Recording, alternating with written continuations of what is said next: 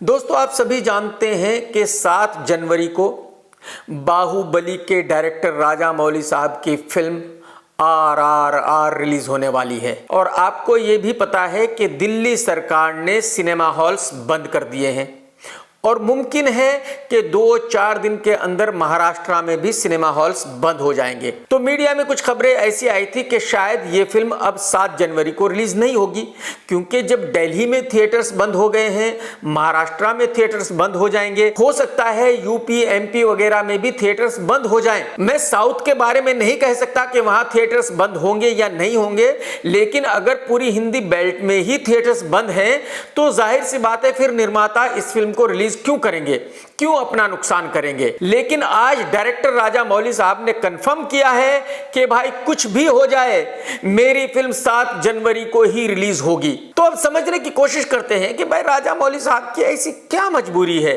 कि उनको इस फिल्म को 7 जनवरी को ही रिलीज करना है, चाहे थिएटर्स बंद हो या खुले रहें। मैं समझता हूं कि इसकी 2 वजह हो सकती हैं।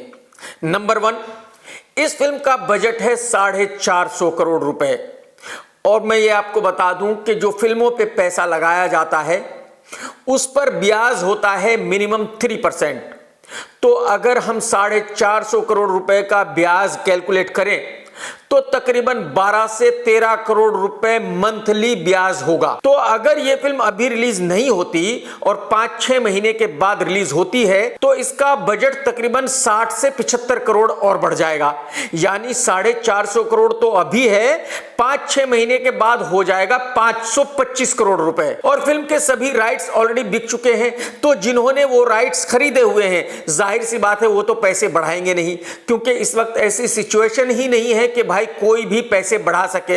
वैसे ही कोरोना में थिएटर्स बंद हैं, वैसे ही बिजनेस जीरो है, तो जाहिर सी बात है कोई पैसे क्यों बढ़ाएगा। तो मुझे ऐसा लगता है कि जब ये फिल्म शुरू हुई उस वक्त इस फिल्म का बजट था 450 करोड़ रुपए और जो राइट्स बेचे गए हैं वो तकरीबन 500 या 525 या 550 करोड़ के हिसाब से बेचे गए होंगे। यानी 450 करोड़ रुपए का बजट है तो 50 या 75 करोड़ रुपए के प्रॉफिट पे राइट्स बेचे गए होंगे। अब जैसे कि मैंने कहा कि अगर फिल्म 5-6 महीने डिले हो जाती है तो ब्याज हो जाएगा 65 से 75 करोड़।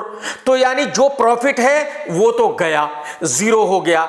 और जिन्होंने राइट्स खरीदे हैं वो पैसे बढ़ाने वाले नहीं हैं। तो राजा मौली साहब शायद इसी तरह से सोच रहे हैं कि भाई जिन्होंने राइट्स खरीदे हैं वो पैसे बढ़ाने वाले हैं नहीं और मेरा प्रॉफिट है सिर्फ 50 से 75 करोड़ रुपए।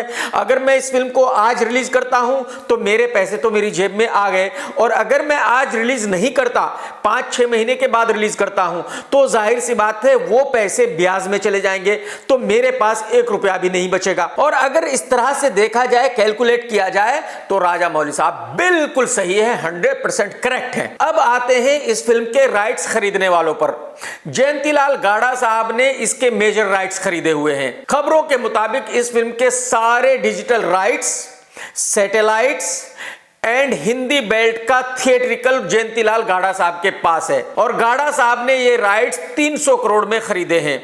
कुछ लोग कहते हैं कि 350 करोड़ में खरीदे हैं। तो जयंती भाई का भी बहुत बड़ा इन्वेस्टमेंट है और जाहिर सी बात है गाड़ा साहब पर भी वही 3% का ब्याज चल रहा है। तो अगर आज फिल्म डिले होती है और 5-6 महीने रिलीज नहीं होती तो जाहिर सी बात है जयंती साहब के ऊपर 50 से 60 करोड़ का और ब्याज चढ़ जाएगा। तो इसका मतलब अगर जयंतीलाल गाड़ा साहब ने 350 करोड़ में ये राइट्स खरीदे हैं तो वो हो जाएंगे 400-425 करोड़ में। और कमाल की बात यहां यह है कि जयंतीलाल गाड़ा साहब ने भी ये राइट्स खरीदकर आगे बेच दिए हैं, जैसे जी को बेच दिए हैं और कुछ लोगों को बेच दिए हैं।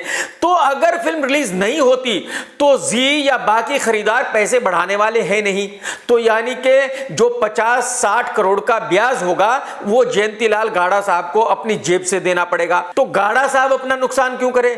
तो हो सकता है कि गाड़ा साहब ने भी राजा मौली साहब से ये कहा हो कि भाई साहब मुझे कुछ नहीं पता, मुझे तो फिल्म 7 जनवरी को ही रिलीज करनी है। अगर आप 7 जनवरी को रिलीज नहीं करेंगे तो आगे का जो 50-60 करोड़ का ब्याज होगा या जो भी होगा वो ब्याज आपको भरना पड़ेगा। तो अगर ऐसी बात हुई है तब भी राजा मौली साहब फंस जाते हैं। तो जाहिर सी बात है इसके बाद भी राजा मौली साहब के पास कोई चारा नहीं है इसके अलावा कि वो इस फिल्म को 7 जनवरी को ही रिलीज करें। तो अगर मैं सारी सिचुएशन को देखूं और सारी कैलकुलेशन करूं तो राजा मौली साहब बिल्कुल सही है, उनको यह फिल्म 7 जनवरी को ही रिलीज करनी पड़ेगी, उनके पास और कोई चारा नहीं है।